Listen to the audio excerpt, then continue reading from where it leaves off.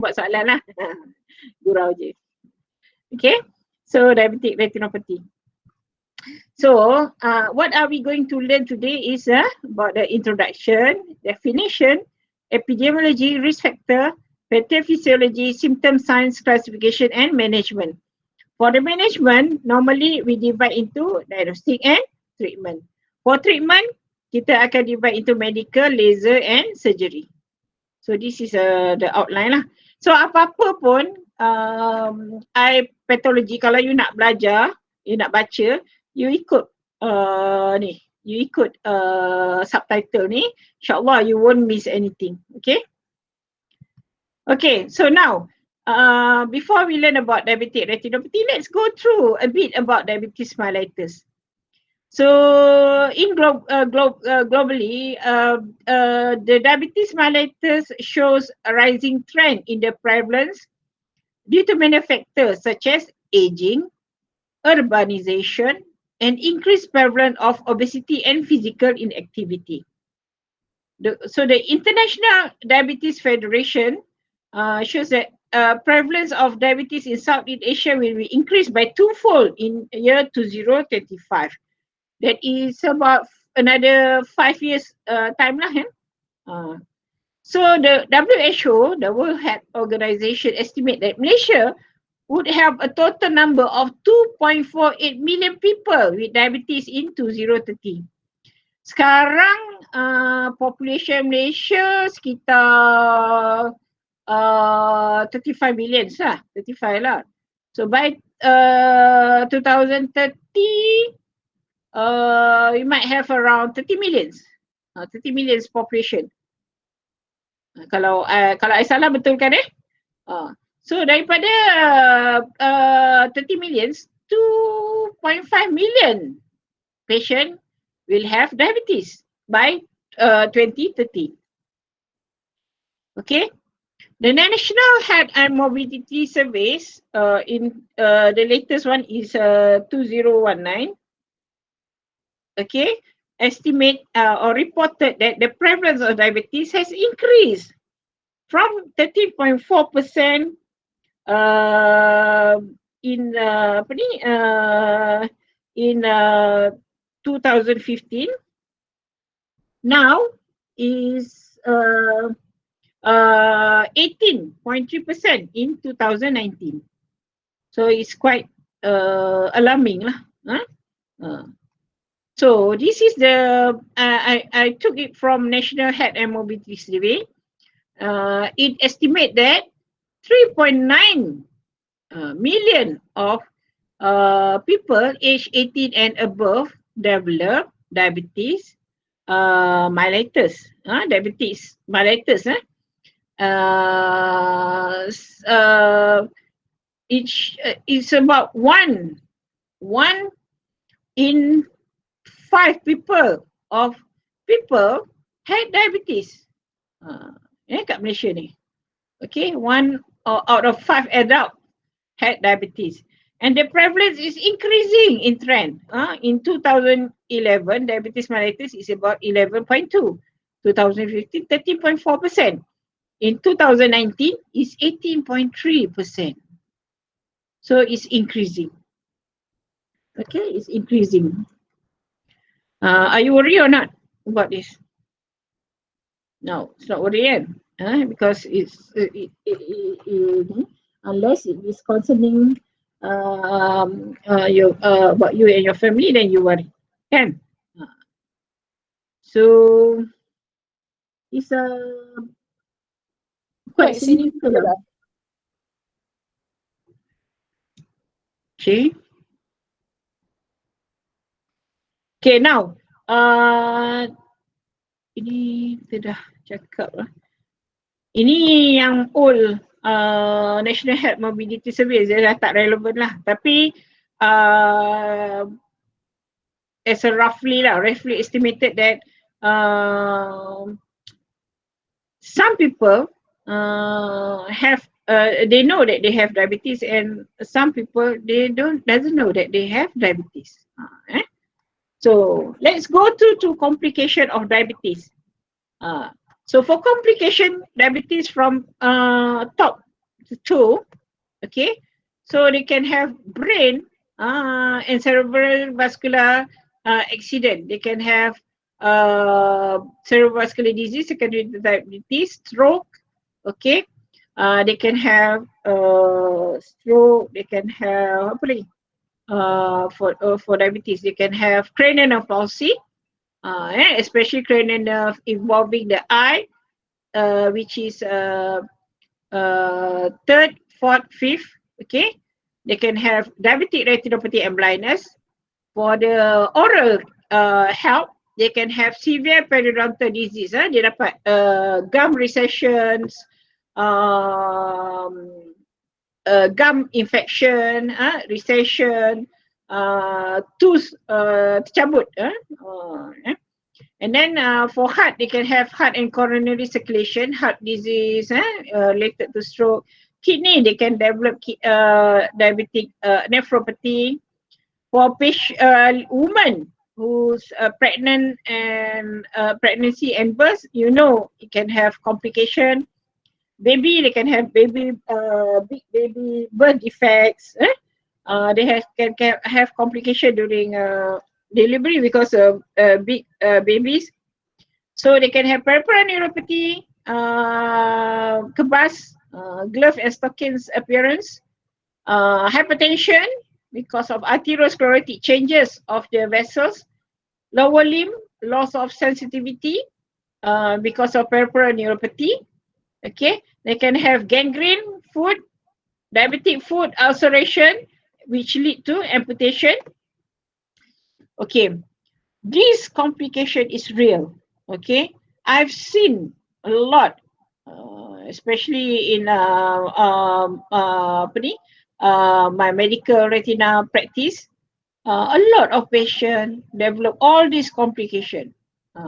Normally patient yang datang dekat hospital, datang kat klinik, if they already had diabetic retinopathy changes in their eye, they also have others and organ damage.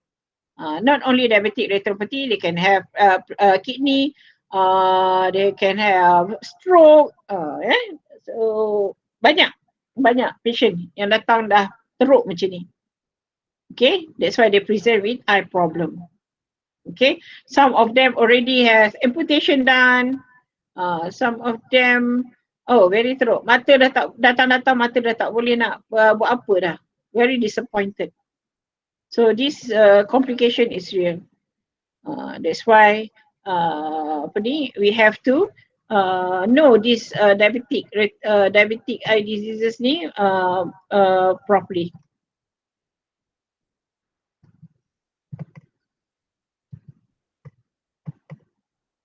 Kenapa pula ni?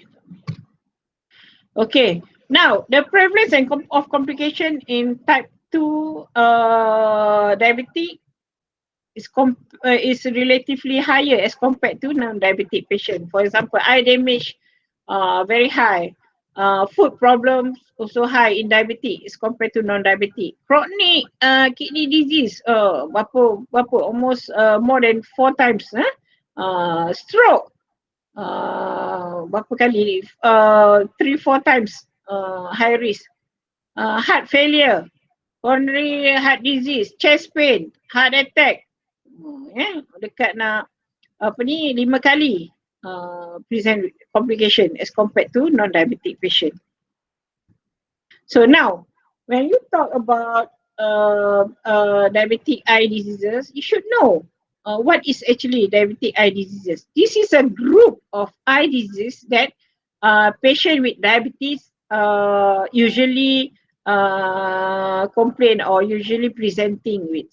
Okay, patient can have a cataract. Cataract is opacification of the crystalline lens ni. Nampak yang kat tengah ni. Okay, so you can have cataract. Cataract in diabetic, it manifests earlier than general population. Normally, in general population, they have cataract after age of 50. However, in diabetic patient, they can present early.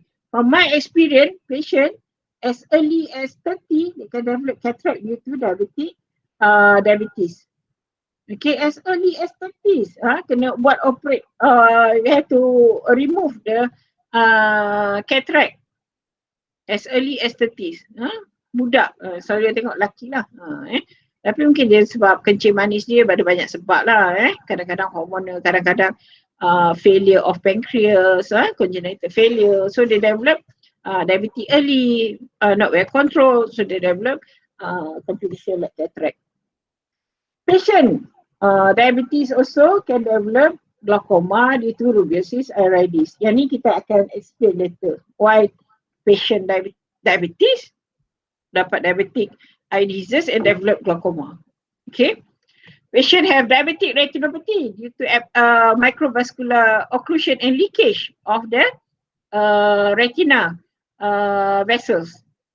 They can have stroke, mini stroke, cranial palsy, especially third, fourth, and sixth.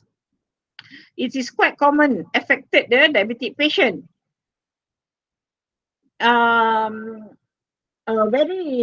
Sometimes it will resolve spontaneously after 3 to 6 months, provided that the sugar is well controlled. However, in certain conditions, it will become permanent. Okay. Patient also can have a blurring of vision due to osmotic changes in the lens due to diabetes, which cause refractive error. When patient have high sugar, what happens is the cornea, the cornea proton pump mechanism in the cornea fail. So the cornea will retain fluid. Your cornea is supposed to be dehydrated state. But if you have poorly controlled diabetes, they can become hydrated and thicken. So when cornea become thickened, so there will be a refractive error due to osmotic changes. This is reversible. If you control your blood sugar, the cornea thickness become normal, you can gain back your vision. The one which is not reversible is cataract. Cataract is reversible. Cataract. Once developed cataract, you have to remove lah. So the things that the diabetic eye disease which can cause permanent vision loss is glaucoma, which is progressive, and once patient have end stage of glaucoma, they will become blind. Diabetic retinopathy is irreversible. Once patient have scar, fibrosis in the eye, you cannot reverse. Okay, yang lain tu okay lagi. Glaucoma, diabetic retinopathy is irreversible. Cataract, if patient have cataract, once you remove the cataract, you replace the lens, provided that retina is healthy, insyaAllah the vision can become normal. But if patient had cataract and then on top of that, they develop diabetic retinopathy, fibrosis, scarring, even though you change the lens, patient will not regain the normal vision. Okay.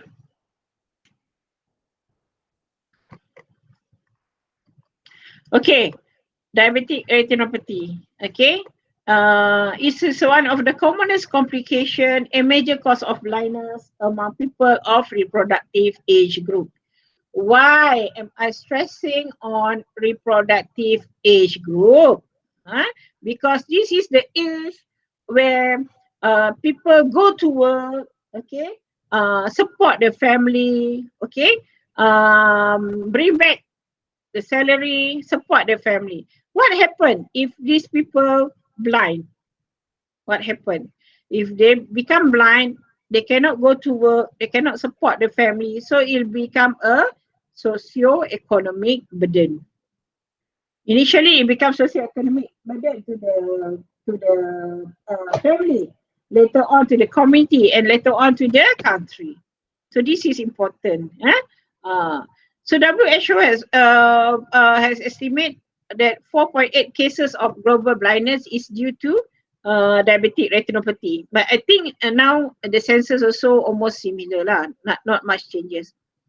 So the prevalence varies among population, range between 25 to 40%.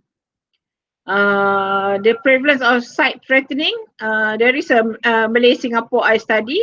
You said that prevalence of sight threatening is about 10.8 among Singapore Malays and 8.2 in United States and America and Australia. Okay, this is all developed country. You imagine the prevalence in our country, the prevalence in other developing country. So you can imagine how this is which is more. Okay. Okay, this is WHO punya census. Okay,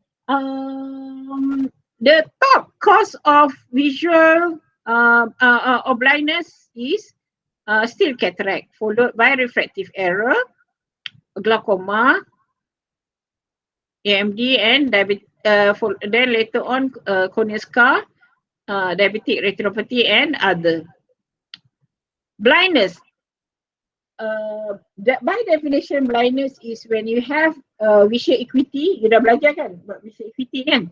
So visual acuity is worse than 660 is considered as blindness. Okay, kalau 360 to 660 is poor vision, low vision. Okay, so blindness if the vision is worse than 660. Okay, so ini just nak tunjuk prediction lah from diabetic. So the prevalence of diabetic retinopathy according to the study, okay, climb WESDR, Wisconsin's epidemiological studies of diabetic retinopathy, kata the prevalence of diabetic retinopathy is increasing with the duration of diabetes. Okay, as the duration of diabetes is increased, the prevalence also increase. And once patient after 20 years of duration, at least patient will have at least some changes in diabetic retinopathy. Okay, after that the prevalence is maintained because they already have damage to the eye. Okay, so dah tak ada apa lah. So the prevalence is almost 100% after 20 years. After 20 years of duration of diabetes. Okay, there's data from Ministry of Health. Kita ada buat annual report on National Eye Database in 2007. Lepas tu ada the latest tapi I tak sempat nak go through lah. This is a study conducted in all the major hospital in Malaysia. For example, dekat Kuantan ni, dekat Pahang ni, HTA lah. Kalau kat hospital Penang, kat Hospital General Hospital dia. Kalau kat Kedah, Hospital Sultan Bahia. Kalau kat JB, dekat hospital apa tu yang Sultan Aminah. Okay, so dia ambil semua patient data patient diabetic yang datang ke klinik mata, dia check mata. They found that 36.8%, almost 40% patient had diabetic retinopathy, and almost half of almost 50% had sight threatening diabetic retinopathy. Maksud dia mengancam penglihatan lah. Bukan yang biasa-biasa lah. Dia boleh menyebabkan buta. This is a National Eye Database. So what is the causes of diabetic retinopathy? You must have diabetes to develop diabetic retinopathy. And study shows that the prevalence is higher in IDDM as compared to NIDDM. Fortunately, tak ramai patient ada IDDM as compared to NIDDM. Okay, daripada pengalaman I lah. Kalau kata 100 patient kita tengok ada NIDDM, maybe seorang patient ada IDDM. Tapi yang seorang tu, yang kita tengok tu, memang ada diabetic retinopathy changes. Datang sasah memang ada diabetic retinopathy changes. Okay, faham? Macam itulah. So 80% of patients will have some form of retinopathy after 50 years of diabetes. Bukan 20 ya, 50. Risk factor. The common risk factor is common risk factor is diabetes, hypertension and hypercholesterolemia. This is from National Health and Morbidity Survey. So the common risk factors for developing diabetic retinopathy is these three. Other associated risk factor is hypertension, nephropathy, hyperlipidemia, pregnancy, puberty and anemia. Why pregnancy? If you are diabetic, especially the ladies is diabetic and then pregnant, they have a chance to develop diabetic retinopathy higher compared to those who have those who biasalah. So dia punya changes from my experience changes in diabetes is very very fast. This is because of the hormonal hormone like selain daripada you punya hormone estrogen progesterone, dia ada growth hormone, serum insulin like factors. All these hormone have gluconeogenesis effect. So bila you woman dia diabetes, dia pregnant, dia punya placenta huge. Okay, dia akan dapat placenta besar and this placenta produce excessive hormone as compared to biasa. Yang orang yang ni yang tak ada diabetes. Sebab dia punya placenta besar, so dia akan produce more hormone and more changes occurs in the eye. What about puberty? Sama lah, puberty pun because of hormonal changes. Hormone tu ada gluconeogenesis effect, dia akan menyebabkan worse changes in the diabetes. Hypertension and hyperlipidemia, they have almost similar effect. Because in hypertension and hyperlipidemia, there will be atherosclerotic changes on the blood vessels. These atherosclerotic changes cause narrowing of the lumen. When the lumen become narrow, okay, blood flow reduce. When blood flow reduce, oxygen supply to the retina will be reduced. This will cause hypoxia. Hypoxia ischemia lead to formation of vascular endothelial growth factor. Stimulate vascular endothelial growth factor and this cause the diabetic retinopathy changes. Okay, now nephropathy. Why nephropathy is important? Orang yang ada masalah kidney, dekat atas kidney dia kan ada gland tu, dia panggil gland apa tu? Okay, kidney produce enzyme which help in the formation of RBC. Apa nama enzyme? Siapa tahu? Erythropoietin. So the erythropoietin help in production of RBC. Okay, ini you sambil you dengar tu you tulis lah. You tulis arrow. You tulis nota sikit. Okay, so erythropoietin help in the formation of RBC. RBC carry oxygen in the blood. So if you have nephropathy, what happen? Erythropoietin tak boleh terhasil. It will reduce the formation of RBC and reduce the oxygen supply. The reduce of oxygen, arrow will lead to hypoxia ischemia and will cause stimulation of VEGF, vascular endothelial growth factor. Sama juga dengan anemia. When you have anemia, the RBC reduce. When the RBC reduce, it will cause RBC reduce. Anemia kan RBC reduce kan? So it will lead to reduce oxygen supply and lead to hypoxia. Hypoxia will stimulate the vascular endothelial growth factor. So all these have different I already mentioned everything. So anybody have a question on risk factor? Ada soalan? Tak ada? Yeah, shall we proceed? Okay. Okay. Okay. Now, there are two important studies, landmark studies in view of risk factor. One is DCCT and one is UKPDS.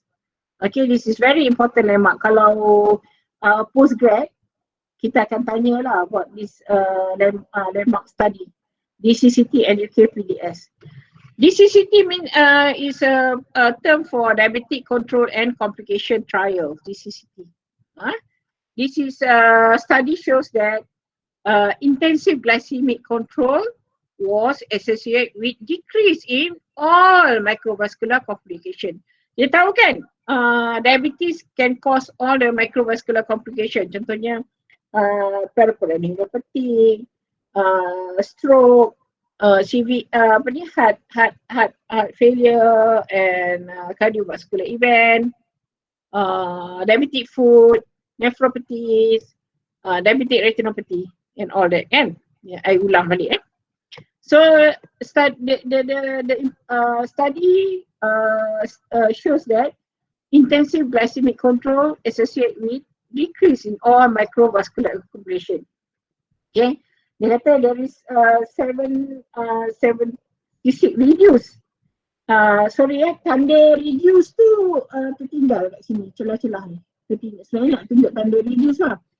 76% reduce in the risk of diabetic retinopathy, 63% reduce in the progression of pre-existing diabetic retinopathy, 56% reduce in the need of laser surgery. One of the treatment for diabetic retinopathy is surgery. And there's prediction gain of 7.7 additional years of vision. Maksudnya orang tu terselamat daripada buta lah. Ada additional years of vision. Maksudnya dia ada normal vision lah, addition 7.7. Okay. 7.7 gain of addition of years in vision. 7.7 years lah ni. Okay. The UK PDS stand for United Kingdom Prospective Diabetic Studies. They shows that in the intensive glycemic control group, for every 1% of reduced HbA1c, will be reduced. Okay, dia kata for every reduced 1%, they will reduce HbA1c by 35% approximately. Faham For every 1% of HbA1c, reduce HbA1c, there will be approximately reduced 30% of incident of microvascular complication. Kita tahu kan, HbA1c is used to monitor the patient punya compliance kan.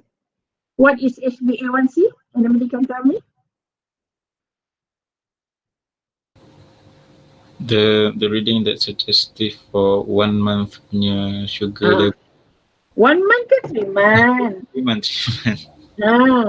So HbA1c is like glycosylated hemoglobin. Actually it is a average of 3 months, previous 3 months blood sugar level. Dia dapat macam mana tau, sebab kita punya cycles red blood cell kan 120 hari kan, 120 hari 3. So bila dia lyse, dia akan keluarkan dia punya glycosylated hemoglobin tu. So kita measure HbA1c tu untuk tengok average control. And then kita akan tengok sama ada patient tu compliance ke tak. Sebab kalau kita check patient punya compliance guna fasting, selalunya kan kalau macam patient ada appointment next week kan, wah daripada this week lagi dia dah jaga makan, dia dah jaga minum dia, kontrol kakao lah orang kata. So bila dia sampai kat doktor, fasting dia cantik, Okay, 2 hours per calendar cantik. Tapi bila check HbA1c, very bad. Jatuh pada 10, 11 maksudnya it's not well controlled. Kan? Yes. So selalu macam tu lah patient. Biasalah bila nak jumpa doktor bukan main. Dia tak percaya tengok order tu. Okay. Tapi ada juga yang baik-baik ikut je. So they said it is also intensive glycemic control group also has reduced 20% of progression of diabetes. Berapa ni? 29% reduce the need of laser. 23% reduce development of vitreous hemorrhage. 60% in reduce incident of legal blindness. With respect to control the hypertension, with intensive BP control, there will be a 24/7 reduction of risk of diabetic progression and 47 reduction of moderate vision loss. So in conclusion, these two studies shows that if you have a good diabetic control, you will end up with less and less complication. In general, complication, especially in diabetic retinopathy lah. Okay. So now ada risk factor yang tadi kita cakap dah, HbA1c control, blood pressure, body mass index, serum lipid, renal disease, genetic factors, yang ni tak boleh nak ubah. If you have family history of diabetes, genetic factor, you have a risk to develop diabetic, diabetic and diabetic retinopathy. Ada tak yang boleh ubah? Male gender tak boleh ubah. Male gender, kena careful. Kalau you lelaki, you ada family history of diabetes, better be careful. Okay, pregnancy perempuan, high plasma, urban resident. Urban resident ni lebih kepada lifestyle lah, lifestyle. Tapi apa socio-economic status ni dulu lifestyle, makan banyak, makan mewah kan. Tapi sekarang apa socio-economic status ni banyak pergi gym, jaga kesihatan, fit, sebab kalau dia boroi, bila dia nak pergi function, tak cantik lah kan. Dia among elite kalau dia tengok, boroi lah, tak jaga badan lah, apa semua. So dia kena jaga badan, fitness. Urban resident semua tu. Okay. So now, go back to serious business. How does diabetic affect the retina? The pathophysiology lah behind it. Okay, so pathophysiology, the diabetes retinopathy is divided into two. One is vascular occlusion and one is vascular leakage. This is very important for you to understand. Vascular occlusion and vascular leakage. So before that, there are some biochemical changes occurs, which in the diabetic patient which lead to formation of advanced glycosylation and product AGE. There are some biochemical changes. Panjang ni, nak cerita panjang. Tapi itulah saya tahu. Then first, microvascular occlusion. The microvascular occlusion is contributed by first, capillary changes and second, hematological changes. Kita punya darah kan, salur darah kan, kita ada salur darah, it is capillary. Dalam capillary tu what happen is there is thickening of basement membrane. Structure of capillary kan. There will be endothelial cell damage and proliferation of endothelial cell. Okay. This is a structure of capillary. Ada pula ni. Okay, structure of capillary. Ni structure capillary. So there will be a thickened endothelial cell damage and capillary basement membrane thickened. Okay. And then hematological changes. Our blood contains RBC, white blood cell, platelets. So in diabetic patient, the RBC can become deformed. I've mentioned just now, the function of RBC is to carry oxygen. So when the RBC deform, there will be reduced oxygen supply, reduced oxygen carrying capacity. And then this will lead to reduced oxygen supply to the retina. Then platelet. In diabetic patient, because of hyperviscosity, the platelet becomes sticky. When they become sticky, dia melekat-lekat kan. Aggregation of platelet will cause microemboli, thromboemboli phenomenon. Dia dekat blood vessel tu dia tersumbat. All this will lead to reduced oxygen supply to retina. When it happens, our retina become hypoxia and ischemia. Ingat ya, this term, hypoxia and retina. Hypoxia and ischemia. Hypoxia and ischemia will release the mediator non-vascular endothelial growth factor, VEGF. Okay, masa I mula-mula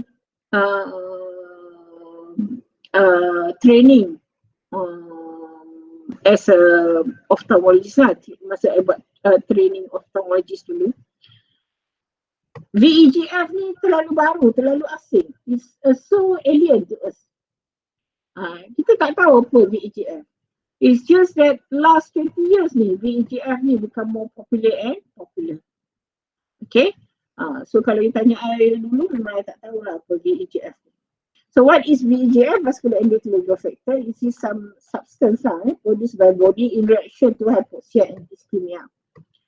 The first thing VEGF lead to our body is the formation of neovascularization. It stimulates the neovascularization and cause neovascularization on the disc. Okay, neovascularization of the disc, and then neovascularization elsewhere. Okay, this elsewhere. And if the retina is so ischemic, okay, so the VEGF will go to anterior segment. Anterior tu maksudnya dekat depan lah, anterior, and cause the new vessels grows on the iris. It is known as rubeosis iridis. Okay, rubeosis iridis. Sekejap.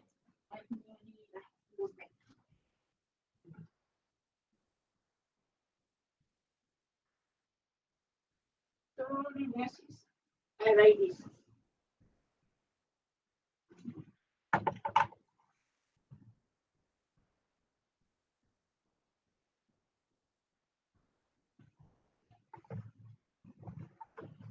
Okay.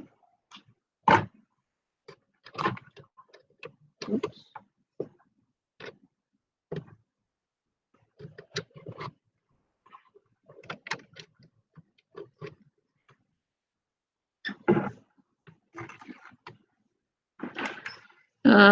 Okay, dengar tak? Boleh dengar? Boleh. Okay. So, again, it stimulate the new vessels formation, and if the new vessels grows on the disc is known as NVD. This is far from the disc is known as new vessels elsewhere. And if the retina is so ischemic, the VEGF will go anterior and form the new vessels on the iris surface, which is known as rubeosis iridis. Okay. What happened is, another changes that occurs is when you have hypoxia and ischemia is the formation of avison. What is avison? Avison is abnormal communication between vein and artery. As you know, the vein and artery carries a different blood. Arteries carries the oxygenated blood, vein carries non-oxygenated blood. So darah akan masuk to retina melalui artery and then keluar melalui vein. So vein and artery ni tak patutnya ada ni lah, ada masalah lah, ada separate. But if you have hypoxia and ischemia, there will be a formation of this anastomosis between the vein and artery. This anastomosis is known as intraretinal microvascular abnormality. It is abnormal. Okay. Next, When you have hypoxia and ischemia, okay, you will have axonal infarct. Axon. Nampak? Ingat tak structures one unit of neuron kan yang ada myelin sheet semua tu. So it is axon. So if you have hypoxia and ischemia, they cause axonal infarct. So axonal infarct tu dia akan present as swelling. That's why you nampak Kotowo spot. So kalau you nampak the retina have a lot of Kotowo spot, okay, that means the retina is very ischemic. Very ischemic. That's why they have a lot of Kotowo spot. Okay. Now, these new vessels, the new vessel elsewhere, new vessels on the disc are very fragile. Dia tak sama macam salur darah asal yang Tuhan dah buat lah. So these new vessels are very fragile, where it is easily ruptured. Dia akan ruptured and bleed. If it's ruptured in the retina, it's known as intraretinal hemorrhage. And when it goes anterior, it ruptures. In the vitreous, it becomes vitreous hemorrhage. Okay. Between the vitreous and retina at the back, kat belakang tu, there is a thin confined space known as hyaloid space. If the new vessels rupture and go to subhyaloid space, it becomes subhyaloid hemorrhage. So there are the intraretinal hemorrhage, vitreous hemorrhage, subhyaloid hemorrhage, and subretinal hemorrhage kalau dia pergi under the retinal pigment epithelium. What is the natural history of wound or bleed? Normally, after you wound or bleed, you akan develop scar. Same goes to retina. After bleed, patient will develop fibrosis, scarring. And retina is very thin layer. When you develop scar, it will be elevated. That's why they panggil tractional retina detachment. Dia akan terangkat. Fibrosis, it will elevate the retina, become tractional retina detachment. Okay, this is the complication of ni. Now,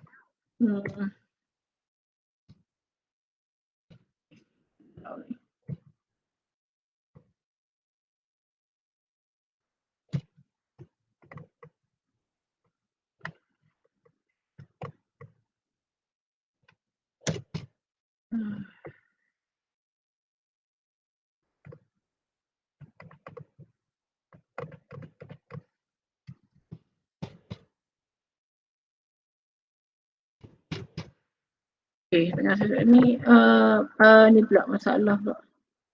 Sekejap ya.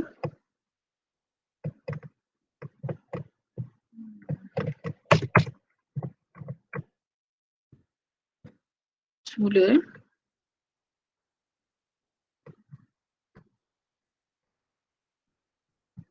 Tiba-tiba pula dia ni.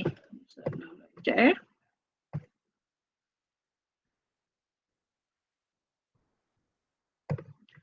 Saya share balik ya.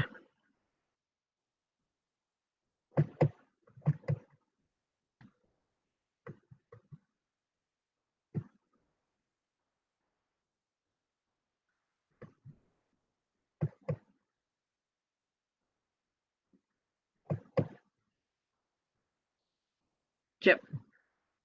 Apa pula ni? Tiba-tiba dia ni. Turn on caption. You are presenting. Kejap, ni balik. Stop presenting.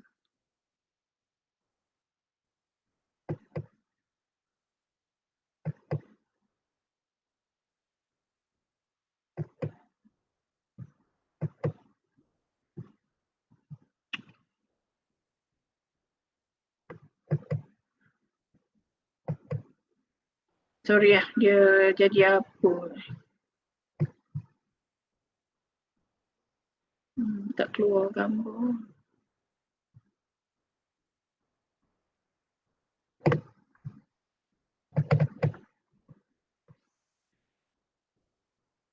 Aduh, salah pula.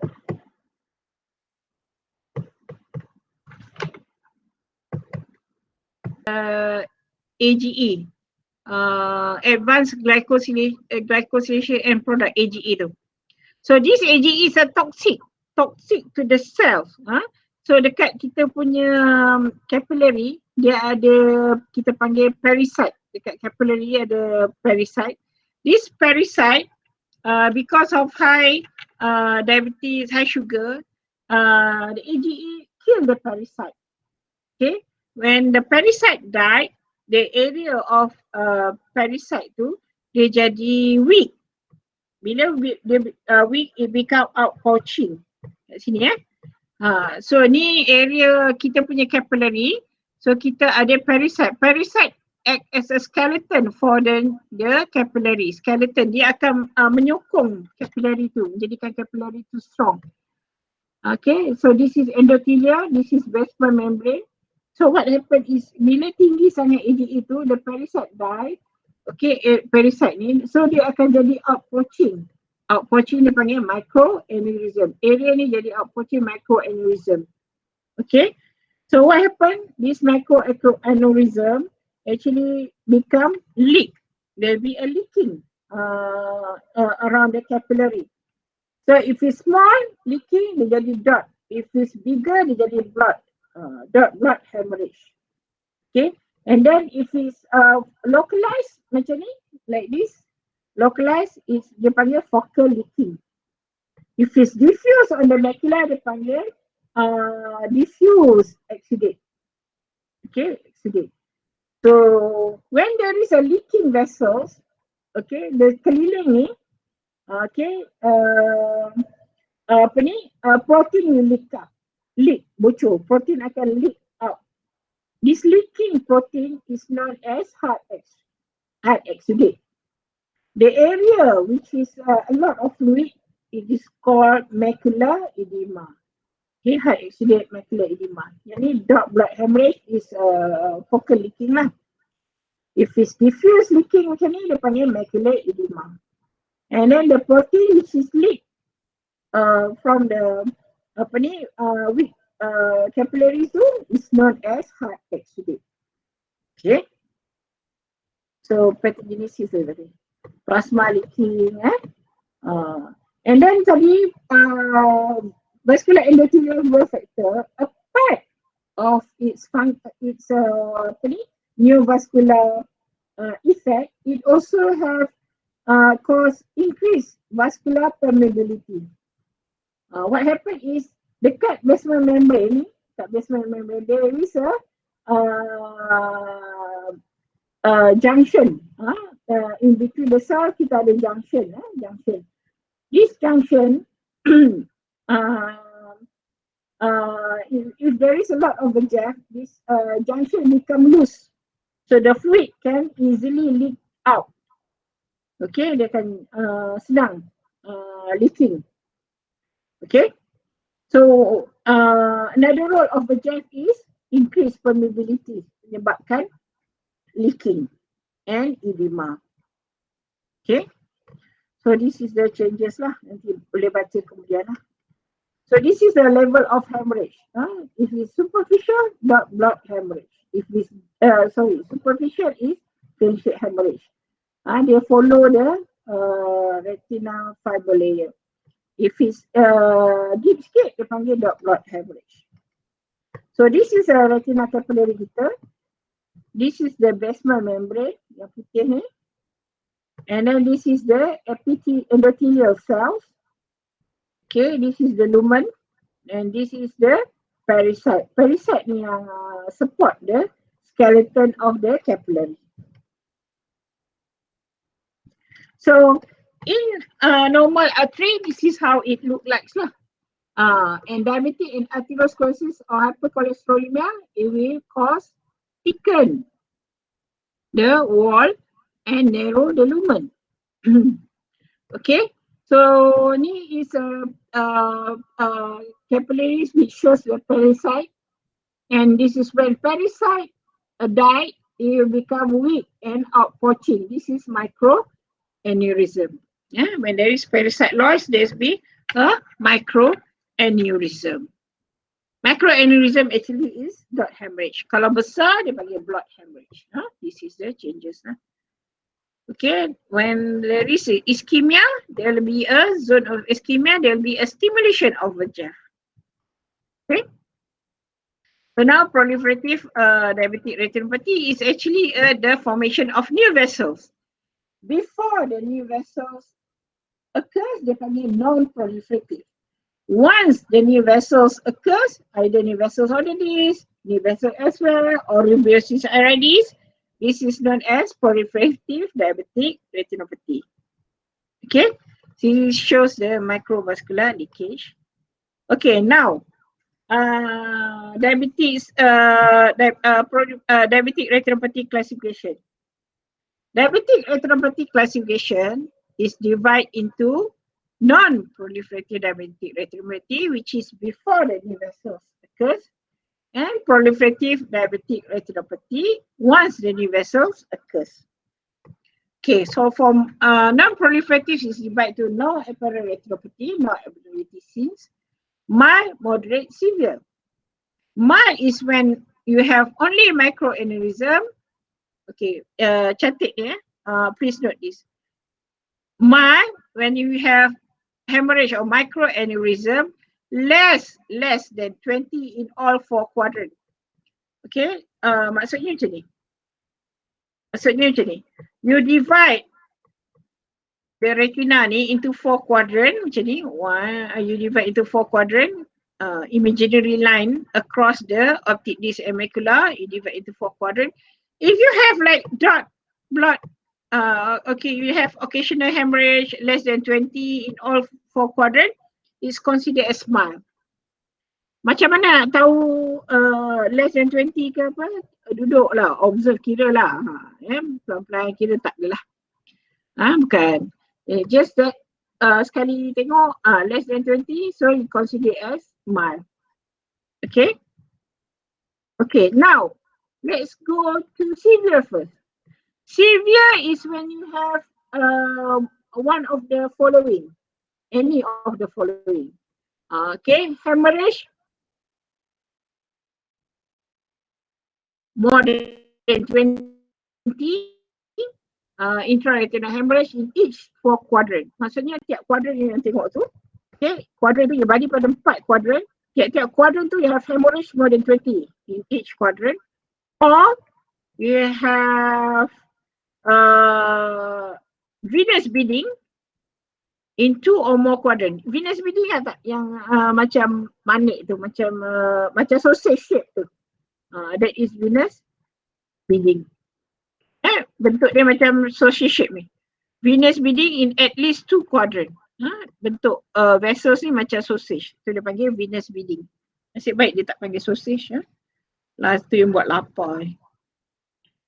Next is when you have prominent intraretinal microvascular abnormality in 1 or more quadrant. IRMA. What is IRMA?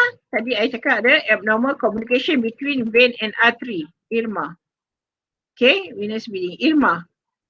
Abnormal communication kat sini between vein and artery. Okay, people always ask me what is the difference between IRMA and new vessels. Okay. First, the pathophysiology. New vessel is stimulation of the germ and stimulate new vessels.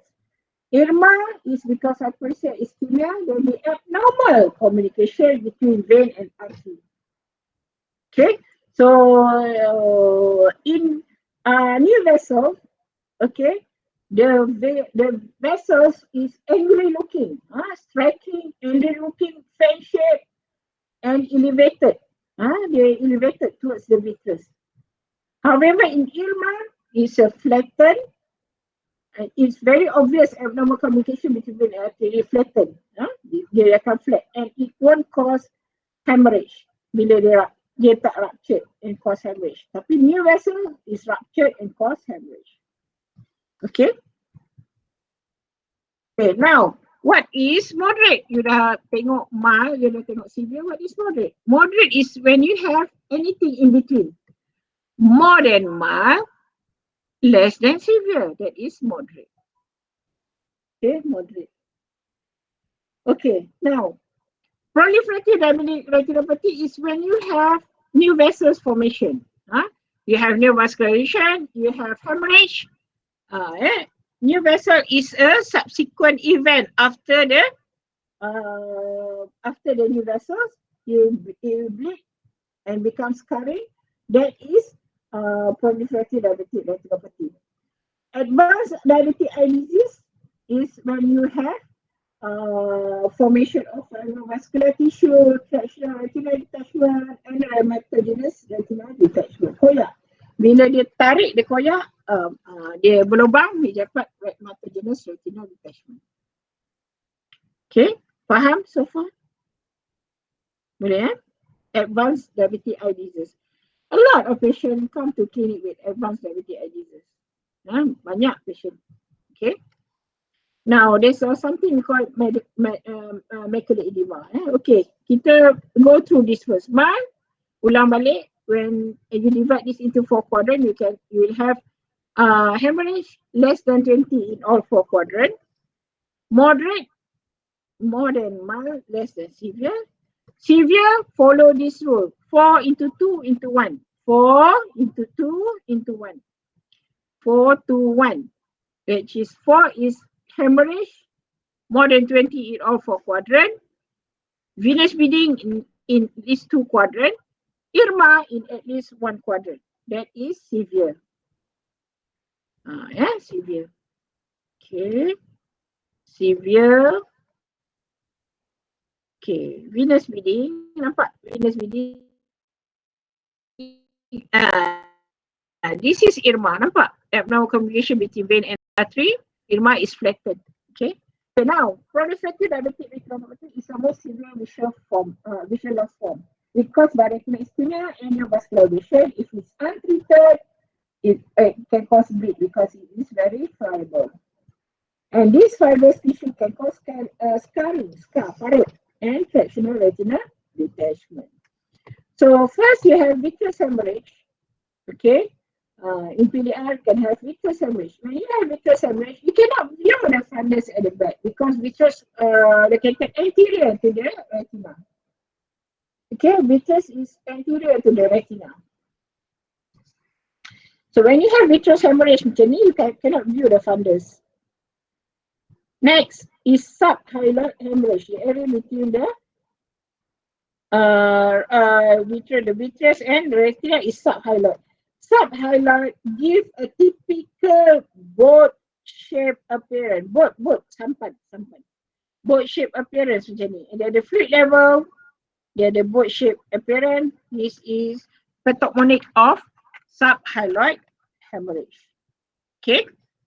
Next is fibrosis. Ni new vessel, nampak? Angry looking, fan shape, angry looking, elevated, and new vessel elsewhere. Okay. Then you can have combination vitreous hemorrhage, new vessels, ni dia panggil ni lah, PDR lah. And then advanced fractional retinal detachment. Nampak? Fibrosis has set on fractional. The retina is elevated. Okay, rubeosis iridis, when you have new vessels on the iris. What are the significance of these iris new vessels? Okay, this new vessel also can rupture. When it ruptured, it release RBC. RBC will clot the trabecular meshwork dekat sini. Dekat trabecular meshwork will cause raised intraocular pressure. Satu lagi, this fibrosis, dia akan jadi scar, parut. Parut. If it's fibrous at the angle, dia akan close the angle. If it's close the angle, zip. Or the angle, dia akan cause the aqueous cannot flow through trabecular meshwork. So it will cause raised IOP, high IOP. This is how diabetic patient develop glaucoma. Dia panggil, this is rubeosis iridis. The glaucoma is known as rubeotic glaucoma. Rubeotic glaucoma. Okay, rubeotic glaucoma. So then you have another entity which is known as diabetic maculopathy, where patient can have this at any level. Okay, patient can have diabetic maculopathy at any level. Moderate, severe, proliferative diabetic retinopathy, so they have significant macular edema. If the leaking is diffuse like this is known as macular edema. If it's focal leaking macam ni, focal maculopathy. If you have this presentation, this is a leaking protein in the form of ring. It is known as succinate ring. SUCCINATE, succinate ring. Cincin. Succinate ring, cincin. So if you have this kind of presentation, look hard at the center of this ring, there will be a leaking vessel. Okay, leaking vessel. Selalunya ada bocor lah kat sini. That's why protein tu kat keliling ni. So bila you tengok betul-betul dia ada leaking vessels in the center. Now, how does diabetic cause vision loss? Is by proliferative diabetic retinopathy and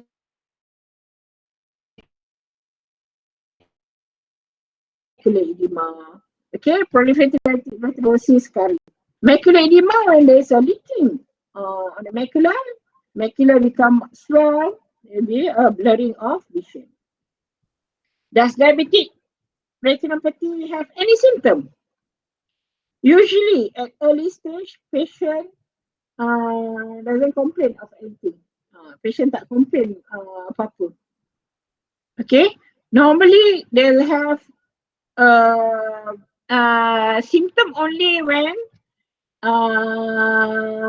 the disease already advanced. Okay, at the advanced stage, then they have symptom. So what are the common symptoms they see when it's at advanced stage? They see a spot or floaters. They have dark empty spot. If they have macular edema, dekat tengah tu dia nampak macam empty spot. And difficulty seeing well at night, blurring of vision due to macular edema, and new vessels bleed in their eye and block their vision. Okay, ini symptom they have blurred vision because of cornea thickness, cornea edema. They can have floaters, flashes, fluctuation vision, distorted vision, dark spot in their vision, poor night vision, impaired color vision, partial or total loss of vision. Okay, the normal people, this is when they have hemorrhage or floaters, they see like this. Next, when they have macular edema, when they read or newspaper or book, some letter are blurred, as if they are looking through a fluid, macam dia tengah tengok dekat kelopak air lah. That is macular edema. And how the diabetic diagnosed is comprehensive eye examination, history, visual acuity, reflection, evaluation of ocular structures, retina, measurement of the IOP, intraocular pressure. You can have supplementary testing, which include retina photography, fluorescent angiogram, and optical coherent tomography. Optical coherent tomography. So this is a slit lamp eye examination. This blue thing is a tonometer, which used to take the intraocular pressure. Okay, this is fundus fluorescent examination. Macam you nak ambil angiogram dekat jantung. So you inject the dye dekat brachial artery. Dye tu akan pergi ke brachial vein. Dye tu akan pergi ke jantung. And then dia akan pergi ke fundus. Okay, dia akan move. Dye tu akan masuk melalui artery, keluar melalui vein daripada jantung. So this is how normal FFA look like. Nowadays, macam I cakap tadi, kita guna mesin ni, kita panggil fundus photo, kita boleh record the movement of the dye. Dia daripada dia masuk sampai keluar, kita boleh record dalam bentuk gambar dan dalam bentuk video. This is a condition where patient have diffuse microvascular leakage. Bayangkan bila langit terang, banyak bintang bertaburan, macam itulah. And this is area yang warna grey ni, is area of capillary non-perfusion. Maksudnya darah tak sampai kat sini. So hypoxia. Okay, area of capillary non-perfusion because of the block. Because of block lah.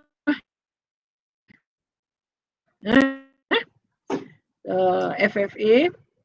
So this can have new vessel as well, new vessels order this. There will be a leaking vessels, which is hyperfluorescent leak, increase the size over the period of time. Increase the size and intensity of the period of time. Ni nampak hyperfluorescent leaking. Okay, this is when you have new vessel, because new vessels ni dia tak stable, dia leaking. Okay. Okay, now there is another diagnostic instrument to check the to confirm the macular edema. This is known as optical coherent tomography. Is OCT actually use ultrasounds reflection to see the depth of the structure, and then they can reflect back in the form of ultrasound ultrasound recording. Dia boleh susun balik ikut ultrasound ni kelajuan kan, intensity, speed. Okay, ultrasound tu. So optical coherent tomography we record if there is a normal structure macam ni, normal macula. If there is macular edema, kita boleh nampak leaking ni. Actually dalam retina dia tak ada colour. Yang colour ni dipanggil pseudo colour. Artificial colour lah, pseudo colour. Pseudo colour. So if there is macular edema, dia akan nampak macam ni, cystic fluid. Dia ada cyst ni ada fluid, and then ada subretina fluid, subretina hemorrhage. Normal ultrasound dia boleh differentiate all the layers in the retina, and then this is a retina layer, this is the retina pigment epithelium, and bawah ni adalah choroid capillary. Okay, so normal ultrasound they can differentiate all these layers. By seeing the changes of all the layers, kita akan belajar pasal pathology. We learn the pathology by learning about this layer. So now, management of diabetic retinopathy. Now, the management of diabetic retinopathy, okay, is consists of multidisciplinary approach. You have medical, laser, surgery, diet, and other things, other important things. So as an ophthalmologist, you cannot treat diabetic retinopathy alone. You need help from other discipline as well, so that you can get a optimal control for diabetic and reduce the risk for developing diabetic retinopathy.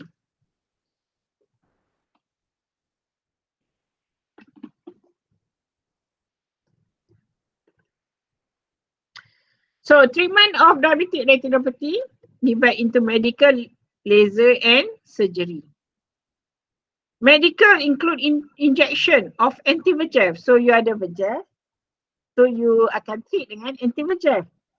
This anti-VEGF is delivered through injection in the eye. Wow, injection dalam mata, suspense. Okay, kita akan cakap more about that. And then you have a laser. Laser include plan retinal photocoagulation,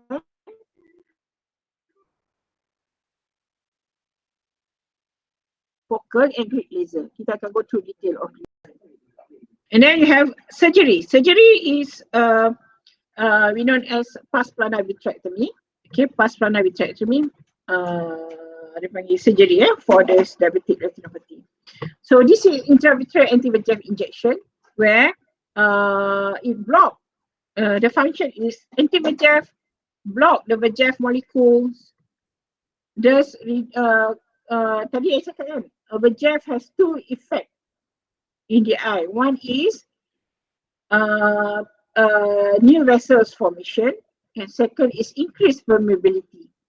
So anti-VEGF is used to reverse the action of VEGF. Especially in diabetic macular edema, it will cause reduce the permeability. So the tight junction tu akan jadi rapat balik. The tight junction between the cells akan jadi rapat, so dia akan reduce the edema. It also act by decrease the abnormal and harmful new vessels and decrease the leakage and swelling of the retina. And this will lead to stabilization of vision and improvement of vision in many cases. Okay. So this is before the injection where you OCT, monitoring OCT shows cystoid swelling, okay, subretinal fluid and subretinal detachment. So after the injection, the retina become normal. But sometimes after a month or so, the edema will be reoccurs. In this case, it reoccurs because of its chronicity. Bukannya ni lambat lah action tu. Action VEGF tu lambat. Now, let's go to laser. Laser divide into pan-retinal photocoagulation. Pan-retinal photocoagulation laser. Okay, focal and grid laser. Pan-retinal photocoagulation laser is actually photocoagulation. Photocoagulation means it burns the retina. It's given scattered laser on the retina outside the macula, not on the macula.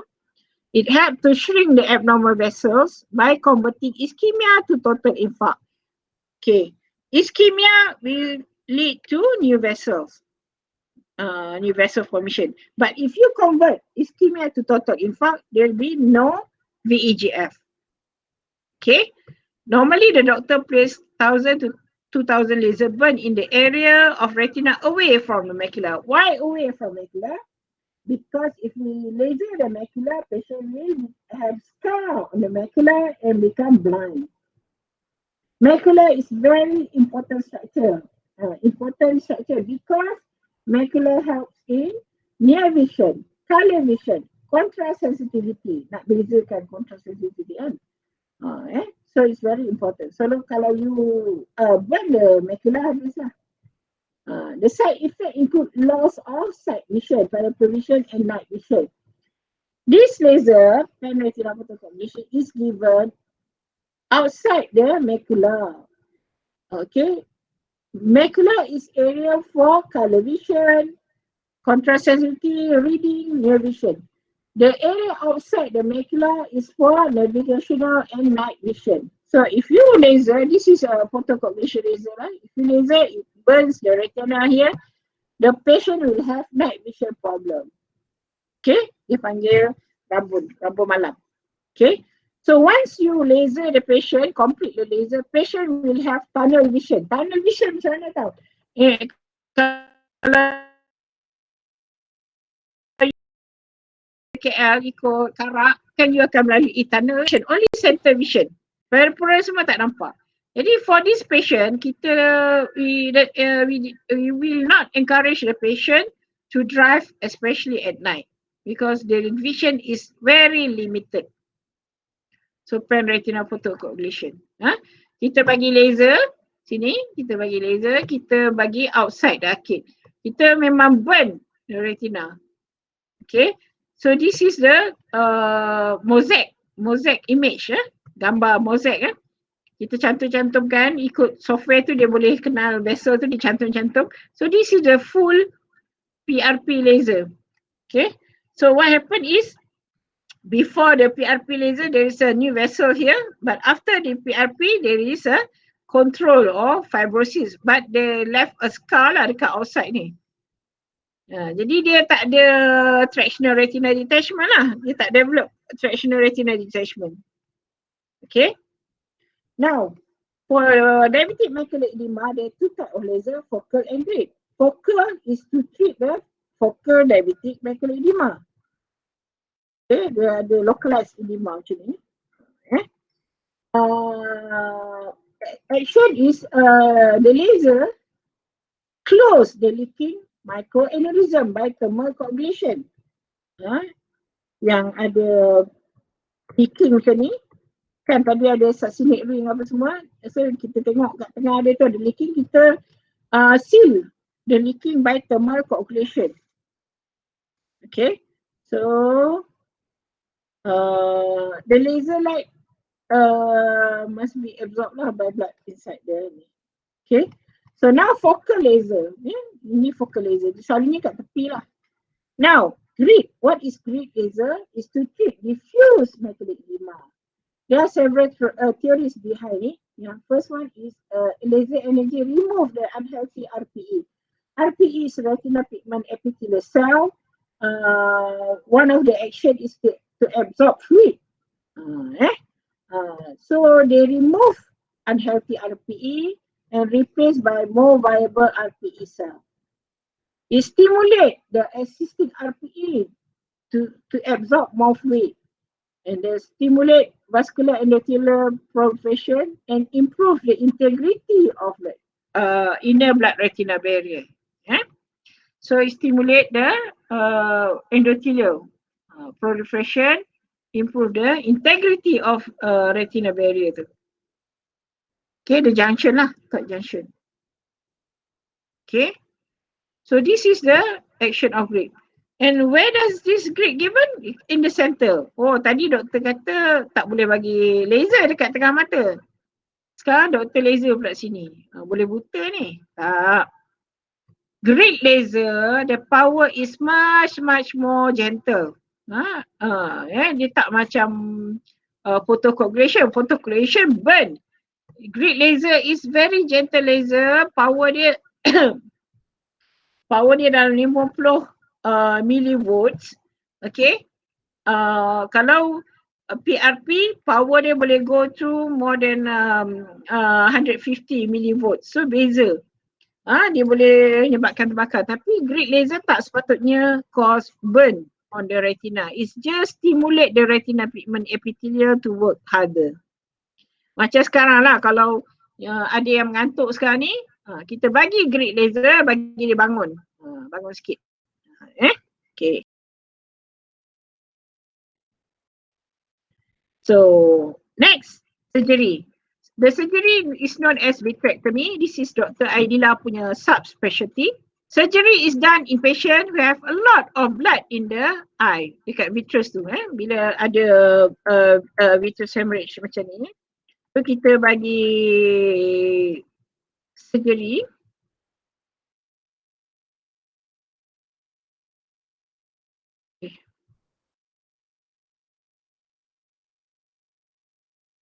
Okay. Kalau kita sampai tak nampak vision ni, kita ni kita bagi surgery lah to remove the vitreous gel tu, yang bleed tu, bleeding in the vitreous gel tu.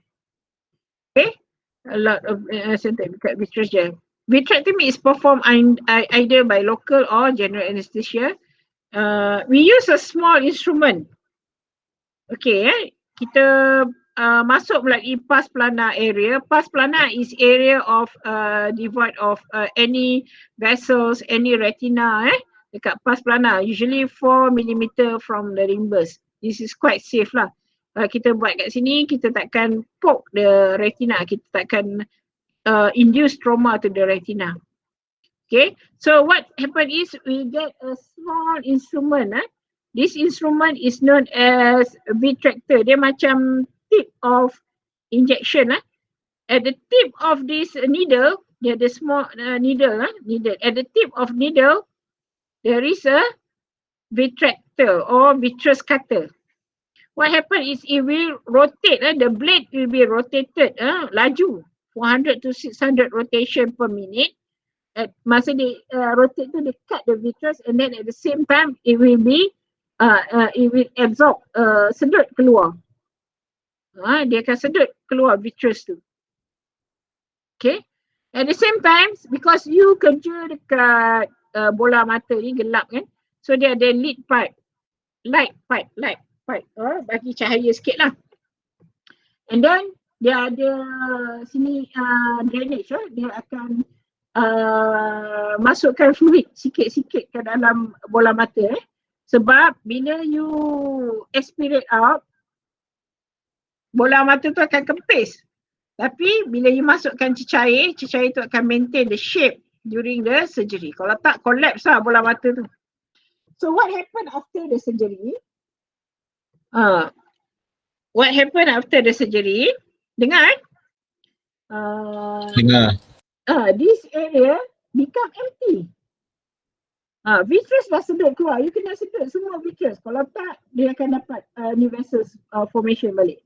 So you have to clean the vitreous, clean all these vitreous. So it's empty. So what happened? So the aqueous which is produced by ciliary body will replace the vitreous. So the eye becomes soft. The intraocular pressure will be reduced. Soft sikit lah eyelids compared to yang original eye. Okay. So now when you talk about surgery, there will be always a complication. Macam biasalah. Complication dia infection. Okay. Risk of infection, bleeding.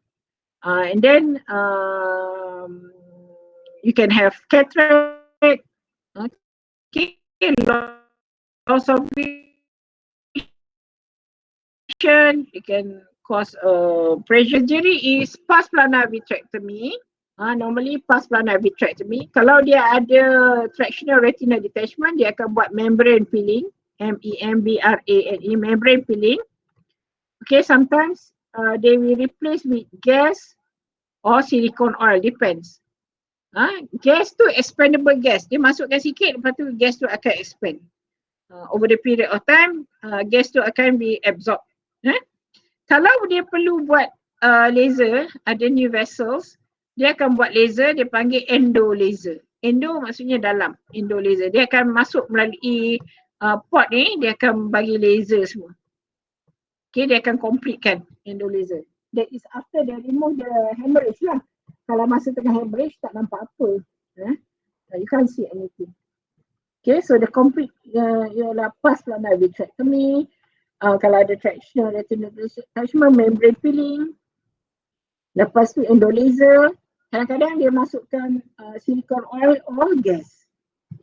Gas. Gas adalah kalau ada retinal detachment, dia dah fix retinal detachment tu, dia nak bagi tamponade. Bagi retina tu stable, tamponade. Dia guna gas atau silicone oil.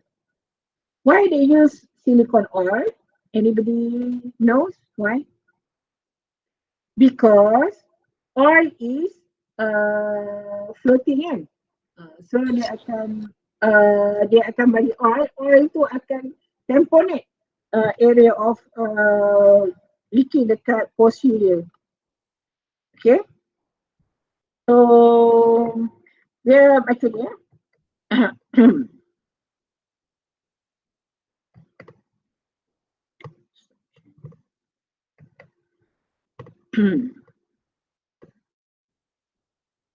Ya, nampak eh. Nampak? Dia macam ni. Lepas patient lepas surgery is done, okay? Lepas surgery is done, what happen is patient kena position macam ni. Dia panggil face down position. Face down position maksudnya dalam 2 minggu patient kena buat macam ni. 100%. Dia cuma boleh bangun kalau pergi toilet je. Yang lain makan ke apa ke tidur ke semua kena face down. Sebab bila dia buat face down, ni posterior kan. Sini bayangkan ni retina kita punya bola mata, sini posterior, sini anterior. Jadi yang masalah dekat posterior tu detach kan. Lepas kita buat TPPV tu, pars plana vitrectomy, the oil will float and tamponade. Ni, or tu akan float and tamponade. Tamponade dia retina tu. So dia kena face down position. Or ke gas ke, macam tu. Lagi satu, kalau kita tak buat positioning macam tu, gas ke oil tu dia akan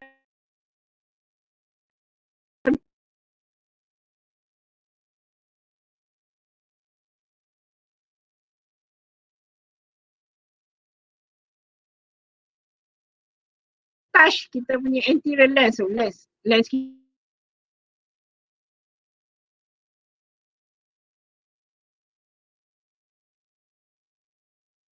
Posture. Kalau dia tak buat face down, dia duduk macam ni, nanti gas tu akan sentuh lens, akan cepat menyebabkan cataract. Lens tu akan menyebabkan cataract. So dia kena face down macam tu. It's not easy. Bunyi macam senang. Operation tu pun bunyi macam senang. Ya tak 3PPV lah apa semua. Tapi very stressful. Very very difficult. Only trained surgeon can do it. Bukan semua orang, semua pakar mata boleh buat. Only trained surgeon. Yang ambil masa at least 2 tahun lah train untuk dapatkan pakar yang betul-betul cakap. Okay. Okay. 12.30 lah. Okay. Kita still on track dari segi masa. Boleh kita buka soalan? Boleh? Siapa-siapa nak tanya soalan? Doctor, can I introduce yourself? Okay, my name is Ibrahim. Okay. I just have a question.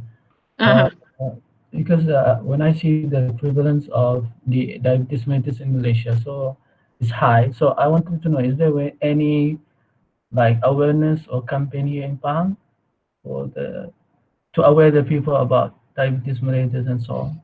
Okay. Macam mana nak cakap? Kalau nak cakap dari segi KKM, I'm sure there is some campaign lah. Selalu memang ada campaign awareness of diabetic retinopathy lah.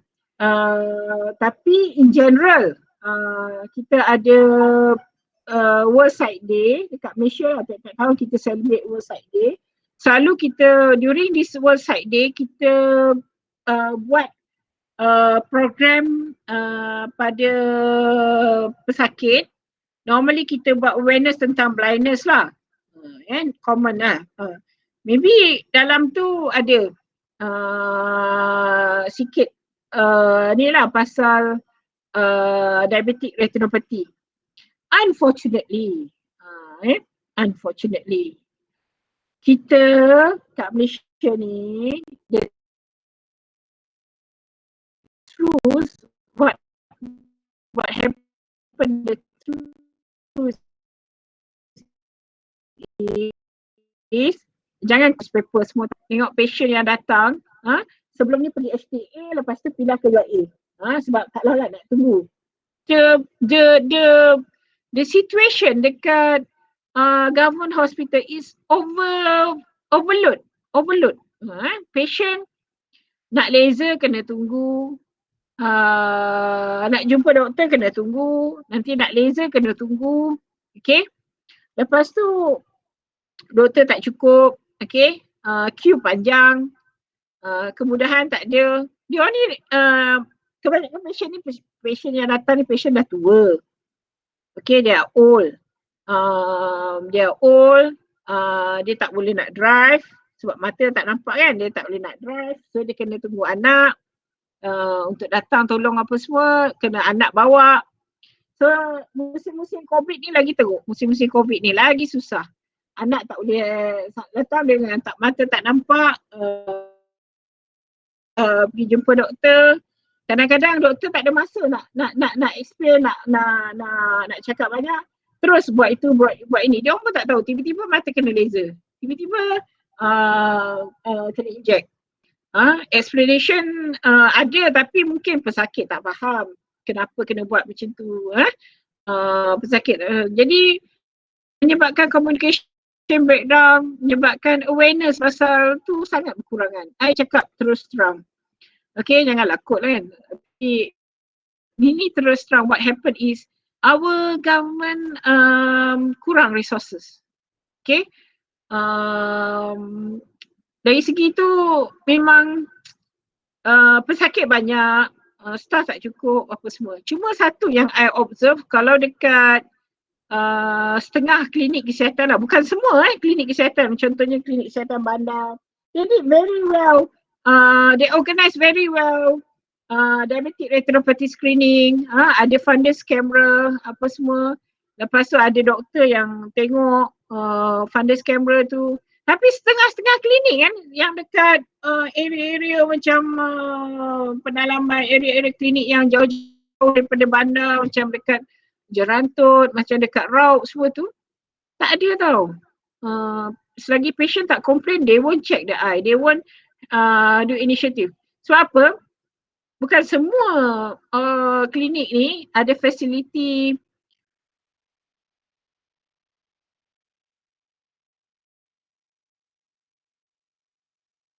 fundus fotograf tau. Jadi cek mata, malas nak belajar nak pakai direct ophthalmoscope. Lagipun direct ophthalmoscope payah. Kalau klinik tengah ramai, nak examine mata patient dengan direct ophthalmoscope memang lambat lah. That's why ramai doktor tak practice benda tu. And then nak beli fundus camera pun paling murah. Paling murah fundus camera pun RM60,000. Lepas tu you dah beli, tiap-tiap tahun nak kena ada service, maintenance apa semua. Mungkin ada orang sponsor untuk beli fundus camera, tapi nak maintain dia untuk berapa tahun tu, siapa yang nak maintain, duit mana? Kerajaan kekurangan sumber. Jadi tak semua patient dapat kesedaran. Ada yang datang tak tahu pun yang dia orang ada kencing manis, tak tahu pun kencing manis tu boleh rosakkan mata, dan tak tahu pun yang dia kena makan ubat tu regular. Complication kencing manis, kesian tau. Kesian. Tak semua. Sebabkan resources ni. Lepas tu bila datang klinik semua cepat, doktor nak cepat. Pesakit tunggu lama, jumpa doktor tak sampai 1 minit, terus buat macam tu. Jadi dia orang tak faham kenapa nak kena buat tu. Kebanyakan dia orang bila kena laser, yelah laser selalunya doktor-doktor sini tak ada masa nak laser, dia bagi doktor-doktor yang junior, MO semua tu buat laser, specialist semua tu dah tak buat dah laser. So bila buat, pertama kali buat, dia orang punya setting apa semua, dia not experience, jadi menyebabkan sakit tau, mata patient sakit. Bila patient tu laser sekali mata sakit, lepas tu tak nak datang dah. So the treatment is not complete. Lepas tu duduk kat rumah bulan-bulan tengok daripada early PDR dah jadi advanced PDR. Advanced PDR mean apa? Buta. Selalu macam tu lah. Ni yang kita tengok, sedih tau. I tak boleh nak cakap sebab kita daripada Ministry of Education, dia orang daripada Ministry of Health. Kita tak boleh nak komen sebab kita tak tahu keadaan dia orang. Jadi kalau you cakap terus terang apa kesedaran, ada kempen ke apa, kempen tu ada tapi sama ada dia mencapai apa yang dia orang nak ke tak, itu yang question. Am I answering your question, brother? Yes. Okay, satu lagi soalan. Doktor, berkaitan dengan surgery tadi, yang surgery vitrectomy tadi kan, Pas tak silap tak? So nak tutup balik lubang tu dia jahit ke? Dia jahit. Tampal macam mana? Dia jahit lah. Kan, Okay. dekat mata ni. Okay, ni mata kan. Dia 4mm from the limbus. Ini mata 4mm ni, around 4mm from the limbus is pars plana area lah. Jadi kita tepuk situ, lepas tu kita jahit lah. Kita jahit balik. Kita jahit guna benang halus lah.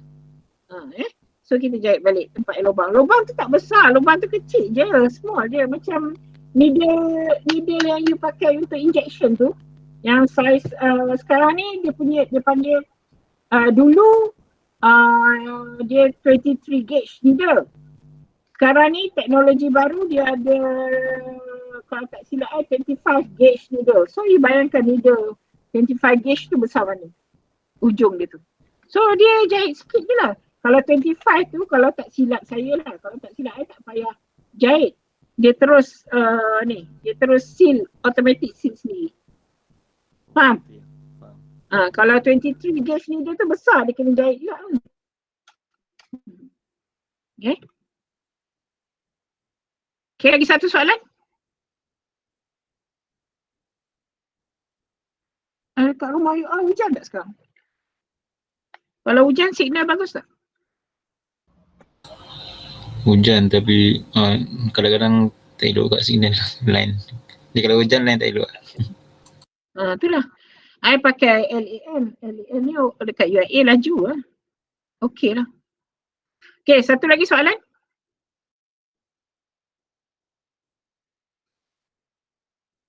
Sister, tengah masak ke? Brothers Tidur. Tidur. Tidur Tak ada doktor. Tak ada soalan. Dia tengah buat bisnes tudung. I tahu ramai musim PKP dia buat bisnes macam-macam. Duduk rumah tolong jaga adik, tolong buat bisnes kek, bisnes tudung. Okay, I tak ada halangan. You all nak buat bisnes, buatlah. Okay, tapi belajar tetap belajar juga. Okay, priority is your study. Okay, janganlah sibuk buat bisnes lepas tu bila masuk nanti bulan November, lintang pukang tak tahu apa-apa pun. Basic macam cataract, diabetic, retinopathy semua tak tahu. Okay, semua okay? Kalau okay kita dismiss dulu lah. Kalau ada apa-apa soalan boleh WhatsApp lah.